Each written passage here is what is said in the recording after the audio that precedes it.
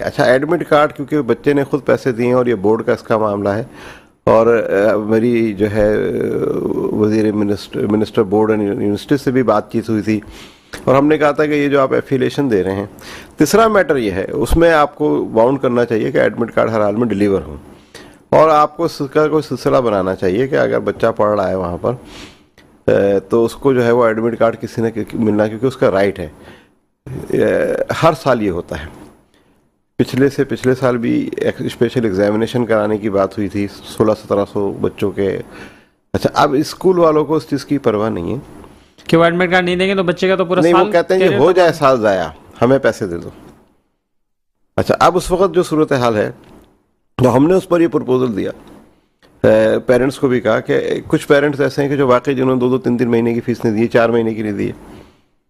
तो हमने उनसे कहा कि आप फ्री शिप की एप्लीकेशन दे दे, फ्री शिप का लॉ मौजूद है। एक आदमी जो नवी नहीं दे सकता अगर फीसें नहीं दे पा रहा, क्लास तक कर रहा है, मैं रिक्वेस्ट करूंगा वजीर तालीम से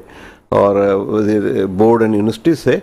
कि वो बच्चों के साल तो ज़ाया ना करें। 9 साल उन्होंने पढ़ाया, वो नवी का एग्ज़ाम नहीं दे पा रहे। एक खातून के साथ तो प्रॉब्लम हुआ, हैप्पी होम स्कूल है कोई खोखरापार में, और उनकी जो मैडम है उन्होंने कहा जी